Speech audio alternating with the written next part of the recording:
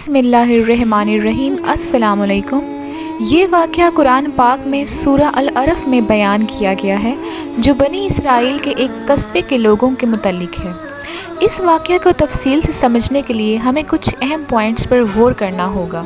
بنی اسرائیل وہ قوم تھی جو حضرت موسیٰ علیہ السلام، حضرت داؤد علیہ السلام، حضرت سلیمان علیہ السلام جیسے عظیم انبیاء پر ایمان لائے۔ لیکن اس قوم میں کچھ لوگ ایسے بھی تھے جو اللہ کے احکام کو توڑتے اور اس کی نافرمانی کرتے۔ یہ واقعہ ان لوگوں کا ہے جو حضرت داؤد علیہ السلام کے دور میں رہتے تھے اور ہفتے کے دن اللہ کے حکم کی خلاف ورزی کرتے تھے۔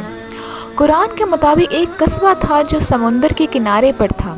اس قصبے کے لوگ مچھلیوں کا شکار کر کے اپنا گزر بسر کرتے تھے۔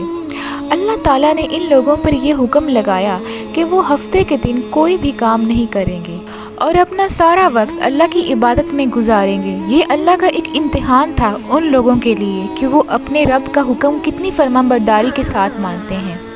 ہفتے کے دن کا حکم آنے کے بعد لوگوں نے دیکھا کہ جب ہفتہ آتا ہے تو سمندر سے بہت ساری مچھلیاں کنارے کے قریب آتی ہیں، لیکن اگلے دن یعنی اتوار کو یہ مچھلیاں دور چلی جاتی ہیں۔ یہ ان کے لیے بہت مشکل اور امتحان کا وقت تھا، کیونکہ وہ دیکھ رہے تھے کہ ہفتے کے دن ان کے پاس زیادہ مچھلیاں مل رہی ہیں، لیکن وہ شکار نہیں کر سکتے۔ یہاں شیطان نے اپنا کردار ادا کیا اور ان لوگوں کے دلوں میں لالچ اور فریب کا بیج بویا۔ شیطان نے انہیں یہ خیال دیا کہ اگر وہ ہفتے کے دن سیدھا شکار نہیں کر سکتے تو کیوں نہ کسی اور طریقے سے مچھلیاں پکڑ لی جائیں۔ لوگوں نے مل کر ایک طریقہ سوچا کہ وہ ہفتے کے دن سمندر میں جال بچھا دیں گے اور کنارے پر ندیوں کے رستے بنا دیں گے جس میں مچھلیاں آ کے پھنس جائیں گی۔ پھر وہ اگلے دن یعنی اتوار کو جال اٹھا کر مچھلیاں نکال لیں گے۔ وہ سمجھتے تھے کہ اس طرح وہ ہفتے کا حکم کی خلاف ورزی بھی نہیں کریں گے اور شکار بھی ہو جائے گا۔ یہ ایک طریقہ تھا جس میں وہ خود کو بھی دھوکہ دے رہے تھے اور اللہ تعالیٰ کے حکم کا فریب بھی کر رہے تھے۔ یہ اللہ کے حکم کی سیدھی خلاف ورزی تھی اور اس میں نافرمانی کا عمل چھپا تھا۔ اللہ تعالیٰ سب کچھ دیکھ رہے تھے اور انہیں پتہ تھا کہ یہ لوگ اپنے لالچ میں کتنا بڑا گناہ کر رہے ہیں۔ اس فریب اور لالچ کے باوجود اللہ تعالیٰ نے انہیں وقت دیا کہ وہ اپنے عمل کو سدھار لیں اور ان غلطیوں سے توبہ کر لیں، لیکن ان لوگوں پر لالچ اور نافرمانی کا اتنا غلبہ تھا کہ وہ اپنی اس حرکت سے باز نہیں آئے۔ آخر اللہ تعالیٰ نے انہیں ایک سخت عذاب میں مبتلا کرنے کا فیصلہ کیا۔ قرآن کے مطابق اللہ نے انہیں بندر بنا دیا۔ یہ اللہ کی طرف سے ایک نشانی تھی کہ جو لوگ اس کے حکم کی خلاف ورزی کرتے ہیں ان کا انجام کیا ہوتا ہے۔ قرآن میں کہا گیا کہ بےہودہ اور ذلیل ہو کر بندر بن جاؤ۔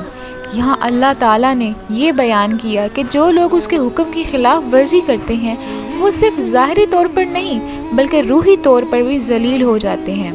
بندر بنانے کا مطلب یہ تھا کہ وہ لوگ نہ صرف ظاہری صورت میں بلکہ اپنی فطرت میں بھی ذلیل اور پریشان ہو گئے۔ یہ لوگ دنیا اور آخرت دونوں میں ذلیل و خوار ہوئے کیونکہ انہوں نے اللہ کا حکم توڑا اور لالچ اور فریب کو اپنے دل میں جگہ دی۔ اس واقعے سے ہمیں کچھ اہم سبق ملتے ہیں۔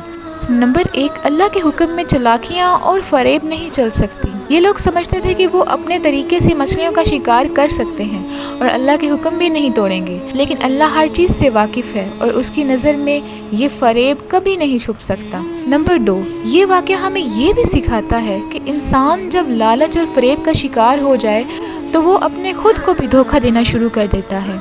لالچ انسان کے ایمان کو کمزور کرتا ہے اور اس میں نافرمانی پر مجبور کر دیتا ہے۔ نمبر 3، یہ واقعہ ہمیں یہ بھی سمجھاتا ہے کہ اللہ تعالیٰ کا عذاب حقیقت ہے اور وہ ہمیشہ انصاف پر قائم رہتا ہے۔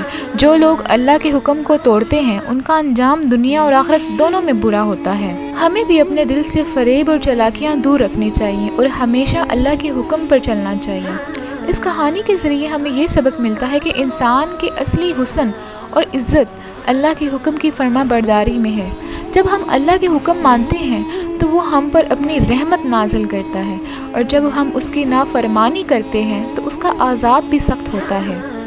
ایسی ہی اور دلچسپ اور نصیحت بڑی کہانیاں سننے کے لیے چینل کو سبسکرائب کریں اور ویڈیو کو لائک اور شیئر کریں۔